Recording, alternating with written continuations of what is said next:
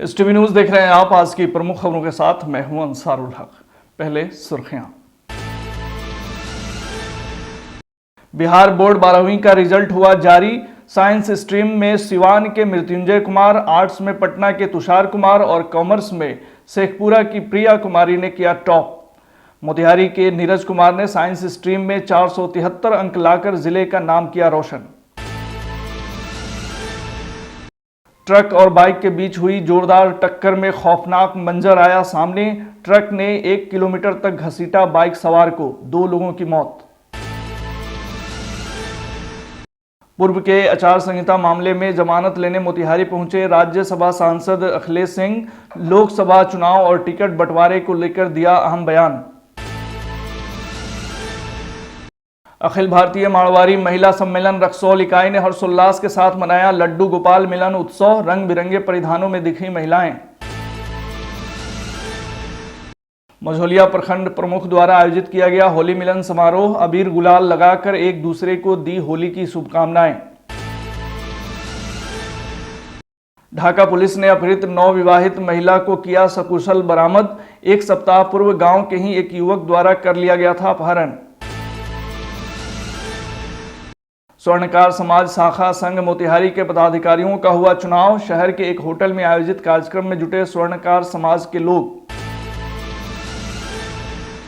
लूट की झूठी कहानी बनाने वाले फाइनेंस कर्मी को मोतिहारी पुलिस ने किया गिरफ्तार। पैसों से भरा बैग अपनी मौसेरी बहन के यहां रखकर पुलिस को किया था गुमराह। होली पर्व को लेकर अनुमंडल पुलिस पदाधिकारी सिकरहना की अध्यक्षता में शांति समिति की बैठक हुई संपन्न। असामाजिक तत्वों पर पुलिस की रहेगी पैनी नजर। ग्रेजुएशन डे के अवसर पर आर्य विद्यापीठ बाल गंगा मोतिहारी में आयोजित हुआ कार्यक्रम। बच्चों ने दी शानदार प्रस्तुति। बिहार दिवस के अवसर पर मोतिहारी के बरियारपुर में प्रभात फेरी का हुआ आयोजन। कार्यक्रम में स्कूली बच्चों ने लिया हिस्सा। Grow genius play school Raxaul का मनाया गया प्रथम वार्षिकोत्सव। स्कूल के छात्र छात्राओं ने एक से बढ़कर एक प्रस्तुतियां देकर खूब बटोरी तालियां। बिहार दिवस के अवसर पर जिला प्रशासन पूर्वी चंपारण ने मैराथन दौड़ का किया आयोजन। 10 नंबर तक स्थान प्राप्त करने वाले प्रतिभागियों को मेडल, मोमेंटो एवं प्रशस्ति पत्र देकर किया गया सम्मानित।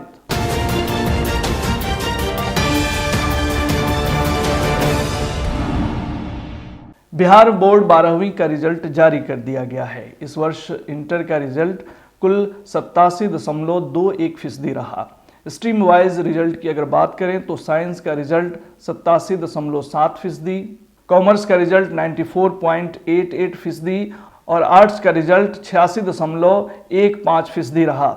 आपको बता दें कि बिहार स्कूल शिक्षा बोर्ड ने इसकी जानकारी कल ही दे दी थी। आज दोपहर में 1:30 बजे प्रेस कॉन्फ्रेंस आयोजित कर रिजल्ट घोषित किया गया। गौरतलब है कि इस साल करीब 13 लाख स्टूडेंट ने बिहार बोर्ड इंटरमीडिएट परीक्षा दी थी। बात अगर टॉपर्स की करें तो साइंस स्ट्रीम में सिवान के मृत्युंजय कुमार, आर्ट्स में पटना के तुषार कुमार और कॉमर्स में शेखपुरा की प्रिया कुमारी ने टॉप किया है। वहीं मोतिहारी चांदमारी स्थित दक्ष क्लासेज के छात्र नीरज कुमार ने साइंस स्ट्रीम में 473 अंक लाकर जिले का नाम रोशन किया है। गुरुवार की देर शाम पूर्वी चंपारण के रामगढ़वा मेन रोड स्थित ओवरब्रिज के पास एक ट्रक और बाइक की जोरदार टक्कर हो गई।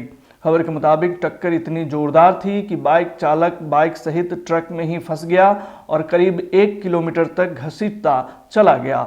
इस दौरान बाइक पर सवार एक अन्य व्यक्ति रास्ते में ही गिरकर घायल हो गया, जिसे स्थानीय अस्पताल ले जाया गया, लेकिन उसकी तब तक मृत्यु हो गई।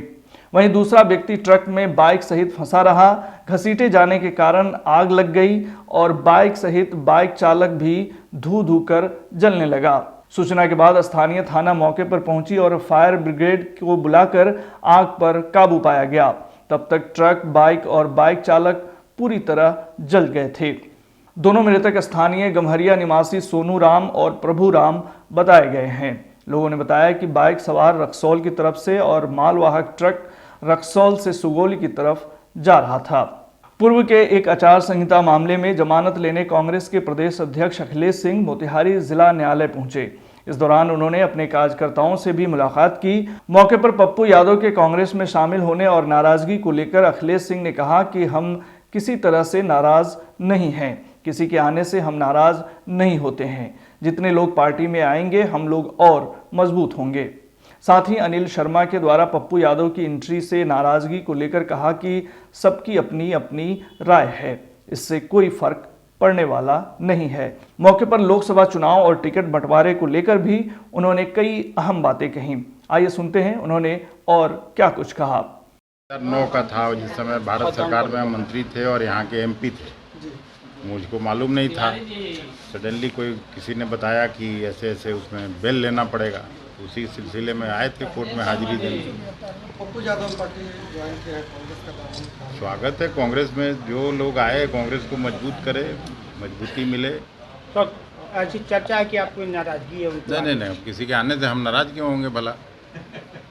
और लोग आए, कांग्रेस को मजबूत करे, सब में हम तो पार्टी के अध्यक्ष हैं, हम तो चाहेंगे ज़्यादा से ज़्यादा लोग आए। लेकिन अनिल शर्मा ने तो विरोध किया है। अब सबका अपना अपना ये है, किसी को विरोध नहीं करना चाहिए इस बात पप्पू यादव के आने से मजबूती मिलेगी कांग्रेस को?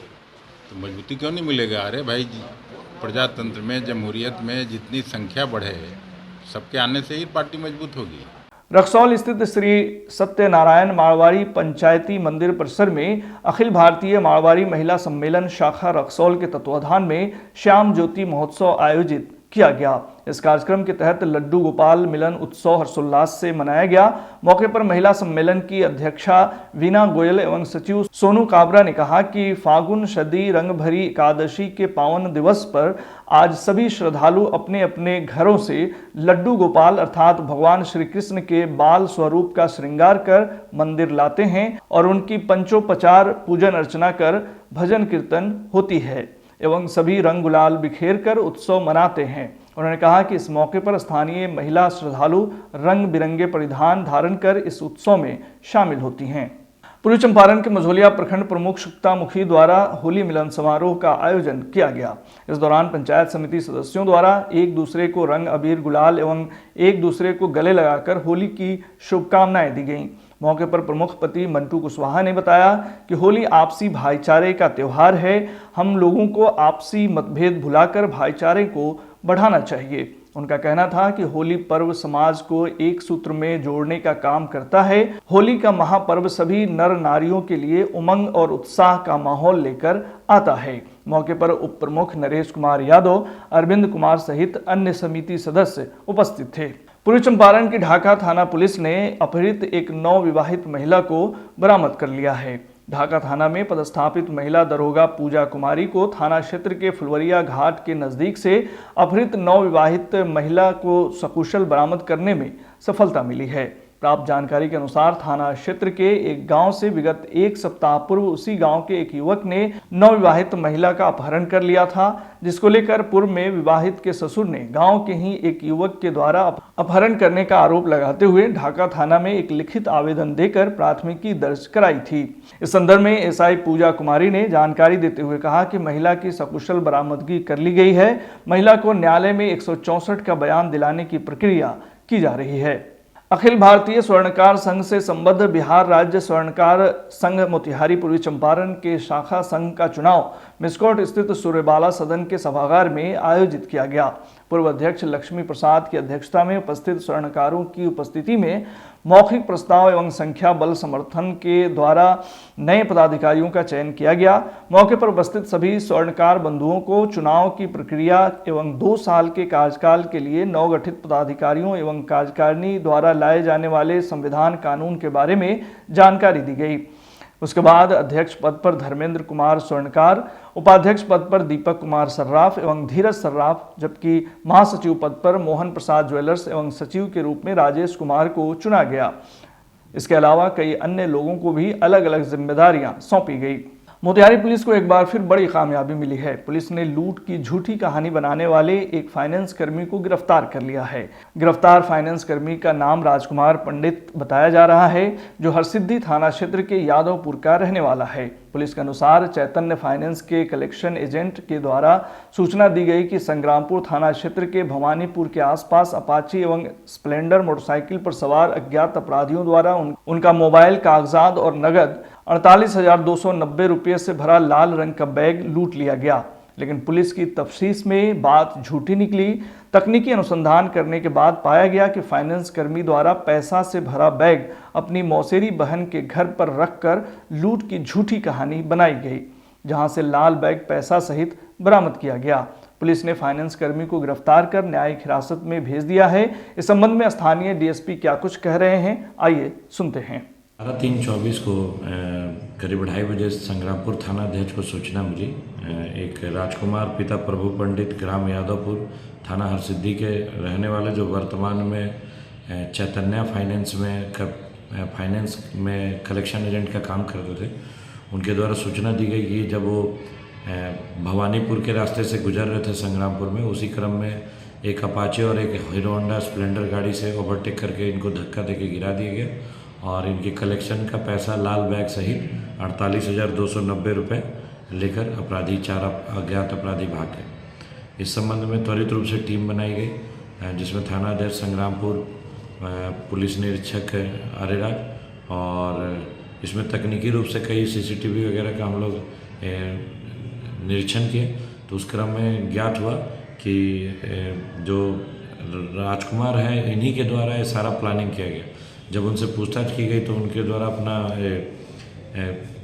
गुनाह कबूल किया गया और उनके द्वारा जो पैसा है अपने मौसेरी बहन के घर पे लाल बैग सहित पैसा मौसेरी बहन को रखने के लिए दे दिया गया और उसके बाद थाना को झूठा सूचना दिया गया कि मतलब हमारे साथ लूट की घटना हुई।